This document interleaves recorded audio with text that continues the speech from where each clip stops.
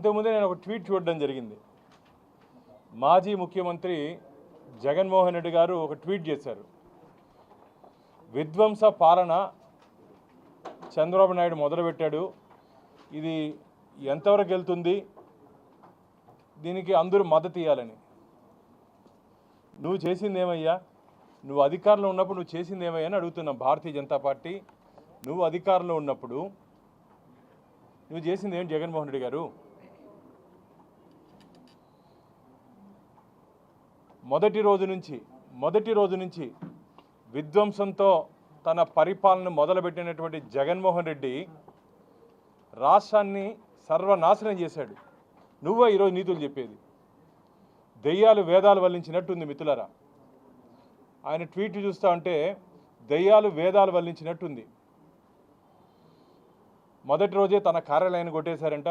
నువ్వు ఎక్కడ కట్టావు దాని కార్యాలయాన్ని? ఇరిగేషన్ ల్యాండ్లో కదా. నువ్వు చేస్తే ఒప్పు, మిగతా వాళ్ళు చేస్తే తప్ప. నువ్వు అధికారంలో ఉన్నప్పుడు ఏం చేసావు? నీ గూండాలు, నీ మనుషులు ఆంధ్రప్రదేశ్ని దోచుకు తిన్నారు కదయ్యా. ఆంధ్రప్రదేశ్ని దోచుకు తిన్నారు మీరు మాట్లాడే నైతిక హక్కు కోల్పోయారు జగన్మోహన్ రెడ్డి గారు. ఆంధ్రప్రదేశ్ రాష్ట్రంలో ఇచ్చినటువంటి అధికారాన్ని, ప్రజలు ఇచ్చినటువంటి అధికారాన్ని 151 స్థానాలు ఇస్తే మీరు ఏం చేశారు? ఆంధ్రప్రదేశ్ని అవినీతి ప్రదేశ్గా, ఆంధ్రప్రదేశ్ని అరాచక ప్రదేశ్గా, ఆంధ్రప్రదేశ్ని అప్పుల ప్రదేశ్గా, ఆంధ్రప్రదేశ్ని అంధకార ప్రదేశ్గా మార్చినట్టు మీరు ఈరోజు నీతులు చెప్తారు. మొత్తం మీరు కానీ గమనించినట్టయితే అదే దగ్గరుండి మీరే తాడేపల్లి ప్యాలెస్లో కూర్చొని ఆనందించారు కదా. ఆంధ్రప్రదేశ్లో జరుగుతుండే ఆగడాల్ని చూసి ఆనందించారు. కొందరు జైల్లో పెట్టి కొట్టించారు. మీ పార్టీ వాళ్ళనే కొట్టించారు. మీ పార్టీ ఎంపీనే జైల్లో పెట్టి దాన్ని లైవ్లో చూసి కొట్టించారని చెప్పి ఆరోపణలు ఉన్నాయి మీ మీద. ఒక శాడిస్ట్ ప్రభుత్వం, శాడిస్ట్ ముఖ్యమంత్రి ఆంధ్రప్రదేశ్లో 5 సంవత్సరాలు రాజ్యమేలారు. శాడిస్ట్ ముఖ్యమంత్రి ఆంధ్రప్రదేశ్లో 5 సంవత్సరాలు రాజ్యమేలాడు. ఈరోజు మీరు కానీ గమనించినట్టయితే అధికారం ఉన్నప్పుడు మొత్తం వ్యవస్థని, ఇది కూడా చూడండి ఒకసారి, వ్యవస్థలన్నింటినీ నిర్వీర్యం చేశాడు. వ్యవస్థలన్నింటినీ మొత్తం బాస్గా ఆయన కూర్చొని వ్యవస్థలు మొత్తం అందరినీ దోచుకు తిన్నారు. రివర్స్ సీఎంకి అన్ని రివర్స్ గుర్తొస్తుంది ఇప్పుడు. నిన్న కూడా మిత్రులారా అసెంబ్లీకి ఎలా వెళ్ళారు తెలుసా? ఆయన వెనకాల గేట్ నుంచి వెళ్ళాడు. ఆయన వాస్తవం ఇది, వెనకాల గేట్ నుంచి. ఎందుకంటే అక్కడ ఏదైనా ఇబ్బంది ఉంటుందేమో, నువ్వు పరిపాలన సరిగ్గా ఇచ్చునుంటే, నీ పాలన బాగుంటే నువ్వు ధైర్యంగా ప్రజలు తిరిగేవాడివి. అధికారంలో ఉన్నప్పుడు తిరగలేని పరిస్థితి, ఈరోజు ప్రతిపక్ష హోదా కూడా లేదు నీకు. ఈరోజు కూడా నువ్వు తిరిగే పరిస్థితి లేదు జగన్మోహన్ రెడ్డి గారు. నువ్వు ట్వీట్లకే పరిమితం అయిపోతావు.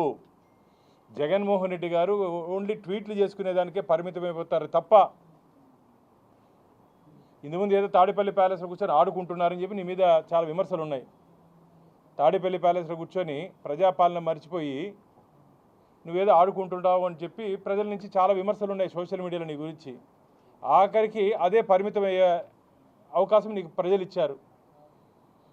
కాబట్టి ట్వీట్కే పరిమితం అవుతున్నావే తప్ప ప్రజాక్షేత్రంలో వచ్చి నువ్వు మాట్లాడే అర్హత కోల్పోయావని చెప్పి భారతీయ జనతా పార్టీ ప్రజాక్షేత్రంలోకి వచ్చి మాట్లాడే అర్హత కోల్పోయాడు జగన్మోహన్ రెడ్డి. 11 స్థానాలకే పరిమితం చేశారు. ఇంకోటి చెప్పాడు, రాబో ఎన్నికల్లో సింగిల్ డిజిట్కి పరిమితం చేస్తాడంట.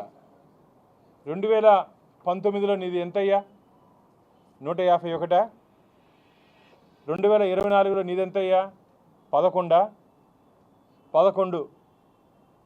మళ్ళీ 2029కి 1కి వస్తావా? 0 అవుతావా? 1కి వస్తావా? 0 అవుతావా? జగన్మోహన్ రెడ్డి గారు, నాకైతే అనుమానం ఆ 1 కూడా ఇవ్వరేమో అని చెప్పి.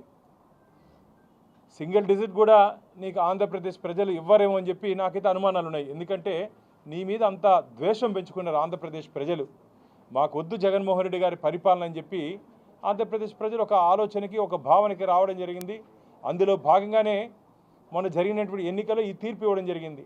ఒక దుర్మార్గపు పాలన, ఒక ధృతరాష్ట్రుడి కౌగిలి. ఎవరిని పట్టుకుంటే వాళ్ళు మసైపోయినారు. ఎవరిని పట్టుకుంటే వాళ్ళు అయిపోయినారు వాళ్ళ కథ అంతా.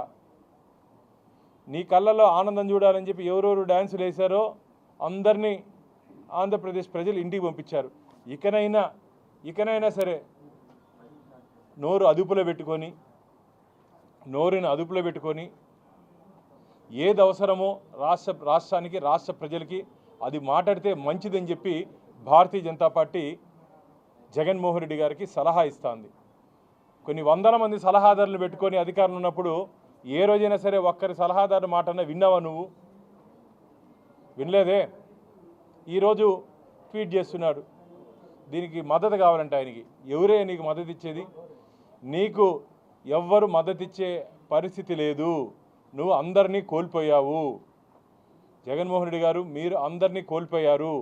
మీతో పాటు నడిచేదానికి, మీతో పాటు ఉండేదానికి మీ పార్టీలో ఉన్నట్టు వారే భయపడుతున్నారు. మీ పార్టీలో ఉన్నట్టే భయపడుతున్నారు. తొందరలోనే జగన్మోహన్ రెడ్డి పార్టీ వైసీపీ కూడా ఖాళీ అయిపోయే ప్రమాదం ఉంది.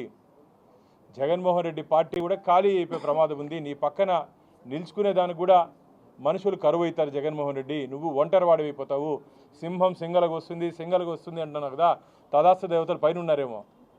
తదాస్తు దేవతలు పైన ఉన్నారు కాబట్టి వారు దీవెనలు ఇచ్చినారు. రాబో రోజుల్లో నువ్వు ఒంటరిగానే మిగిలిపోతావు.